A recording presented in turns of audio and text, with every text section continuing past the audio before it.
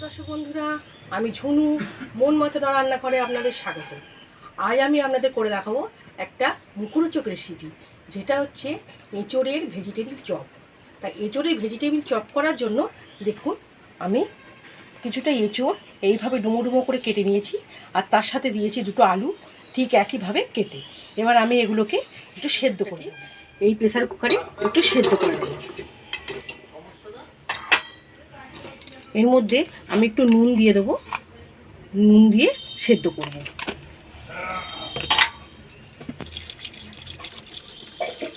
সামান্য জল দিয়ে দিলাম।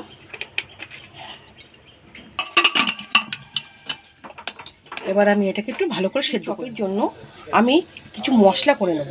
তার আগে আমি একটু কাঁচা বাদাম ভেজে নেব শুকনো কড়াইতে।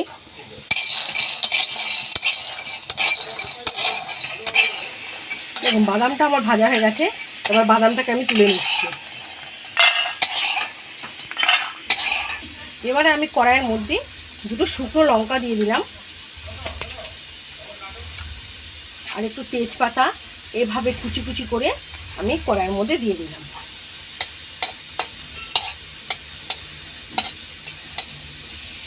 এবারে আমি এলাচ, লবঙ্গ আর দারচিনি এগুলো আমি কড়াইয়ের মধ্যে একটু ভেজে নেব।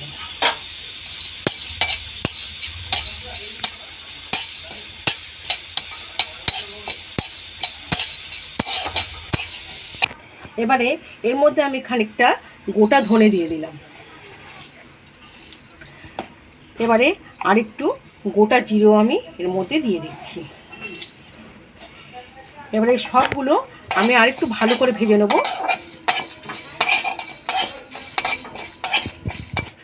দেখুন মশলাগুলো আমার খুব সুন্দর ভাজা হয়ে গেছে। এবারে আমি এগুলো শিলনোড়ায় গুঁড়ো করে নেব।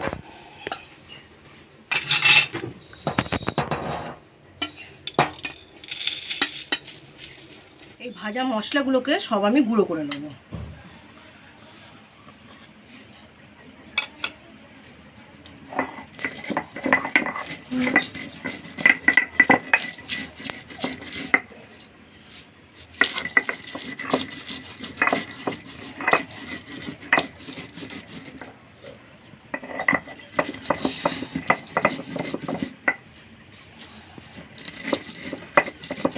দেখুন মশলাটা আমার খুব সুন্দর বাটা হয়ে গেছে। খুব যে মিহি করতে হবে তা না, ঠিক এইরকমভাবে বাটলেই হবে। এটা খুব মুখরোচক একটা মশলা। দেখুন মশলাটা আমার রেডি হয়ে গেছে। এইভাবে একটু খোঁজা খোঁজা থাকলেও কোনো অসুবিধে নেই। এবং মশলাটাকে আমি তুলে নিচ্ছি। আমার ভেজিটেবিল চপের জন্য এঁচোড় আর আলুটা যে সেদ্ধ করে রেখেছি, এবারে এটাকে আমি হাতে করে একটু ভেঙে দেব।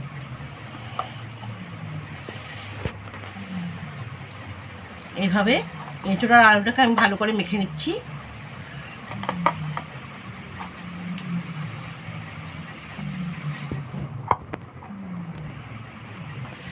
এঁচোড় আর আলুটাকে আমি এভাবে হাতে করে ভালো করে মেখে নিলাম। এবার আমি খুব সুন্দর একটা মুখরোচক আলুটার পুর বানিয়ে নেব। এই যে সর্ষের তেল দিয়ে দিয়েছি। এবার আমি এর মধ্যে একটু পাঁচফোড়ন দিয়ে দিলাম, একটা তেজপাতা আর একটা শুকনো লঙ্কা।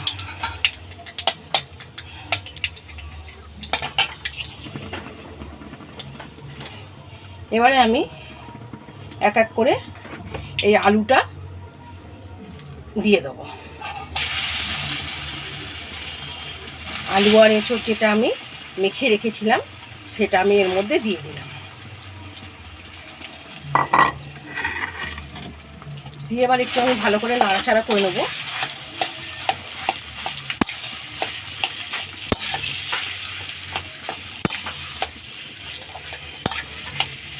এবারে এর মধ্যে আমি একটু জিরে গুঁড়ো, একটু সামান্য ধনে গুঁড়ো,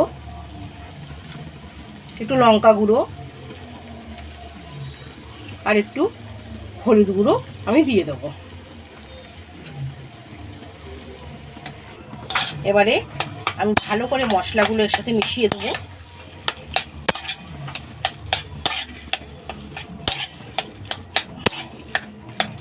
এবারে আমি এর মধ্যে একটু নুন দিয়ে দিচ্ছি। সেদ্ধর সময় নুন দিয়েছিলাম, যে জন্য আমি একটু কমই নুনটা দিলাম।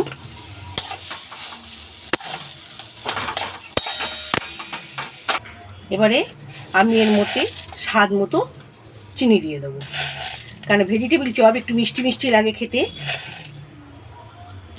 ব্যাস, এবার চিনিটা দিয়েও আমি ভালো করে মিশিয়ে নেবো। এবারে পুরটা আমার রেডি হয়েই গেছে। এবার আমি এর মধ্যে আমি যে ভাজা মশলাটা করে রেখেছিলাম সেই ভাজা মশলাটা দিয়ে দেবো।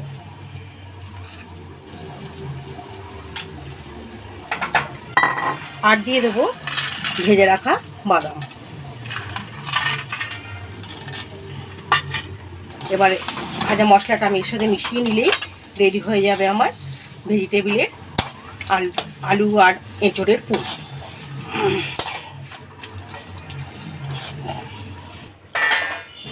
এবার আমি এই পুরটা একটা পাত্রতে ঢেলে নিচ্ছি। একটু ঠান্ডা করে নিতে হবে। আমি ঠান্ডা করবার জন্য একটু পাখার তলায় রেখে দিচ্ছি।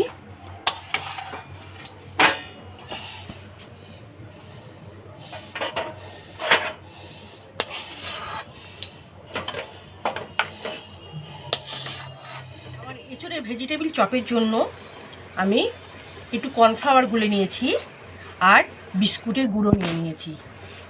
এই বিস্কুটের গুঁড়োটা আমি ঘরেই তৈরি করেছি, আপনারা কিনেও আনতে পারেন।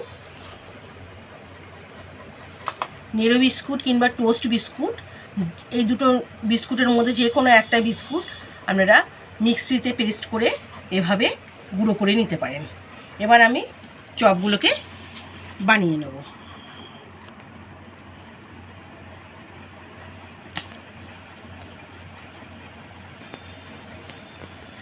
এইভাবে আমি ভেজিটেবলের আকৃতি করে নিলাম। এবার এর মধ্যে আমি কর্নফ্লাওয়ারে ডুবিয়ে বিস্কুটগুলো মাখিয়ে নিচ্ছি।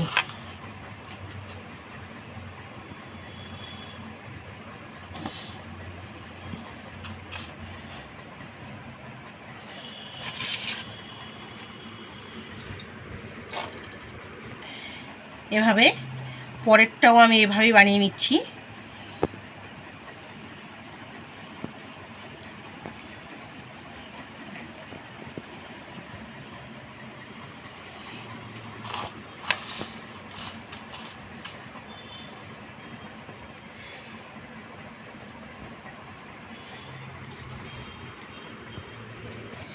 এভাবে আমি প্রত্যেকটা চপকে এভাবে বানিয়ে নিচ্ছি। আর আমি যে মশলাটা করেছি সেই মশলাটা এই ভেজিটেবিল চপের মধ্যে দিলে দারুণ টেস্ট হয় আর খুব মুখরোচক। বাড়িতে অবশ্যই এভাবে বানিয়ে খাবেন, দেখবেন এঁচোড়ের চপ আপনার বারবারই খেতে ইচ্ছে করবে।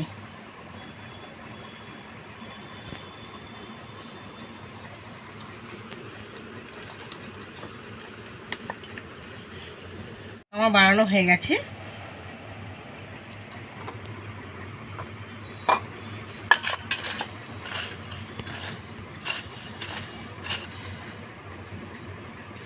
এবার আমি এগুলোকে ভেজে নেব।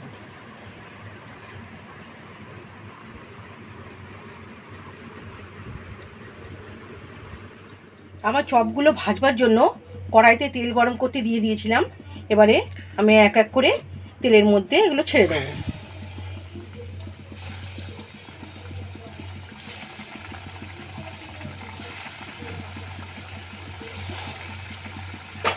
আমি লাল লাল করে ভেজে নেব।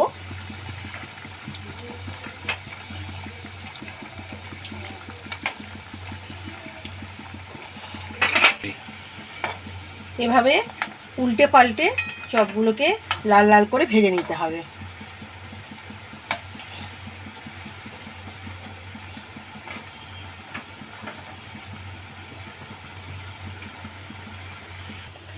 আমার এই চপগুলো ভাজা হয়ে গেছে। এবার আমি তুলে নিচ্ছি। খুব সুন্দর মুচমুচে আমার এই চপগুলো তৈরি হয়ে গেছে।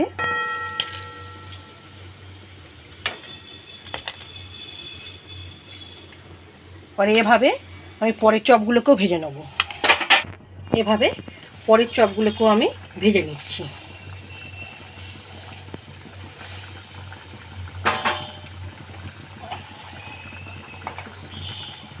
এভাবে পরের চপগুলোকেও আমি ভেজে নিয়েছি। এইভাবে সন্ধেবেলায় এঁচোড়ের চপ করে নিজেরাও খান আর বাড়ির সকলকেও খাওয়ান। প্রত্যেকের খুব ভালো লাগবে। খুব মুখরোচক একটা রেসিপি, একবার খেলে বারবার খেতে ইচ্ছে করবে।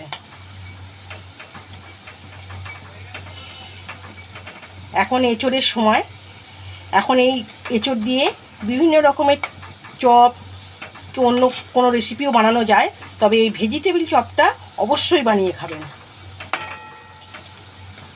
এবার এগুলো আমার ভাজা হয়ে গেছে, এবার আমি তুলে নিচ্ছি।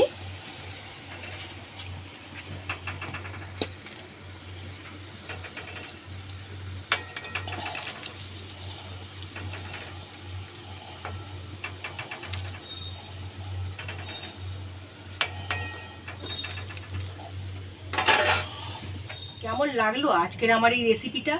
যদি ভালো লাগে তো আপনারা আমার পাশে থাকুন, সাথে থাকুন, আর আমার এই চ্যানেলটিকে সাবস্ক্রাইব করুন, লাইক করুন, শেয়ার করুন। ধন্যবাদ।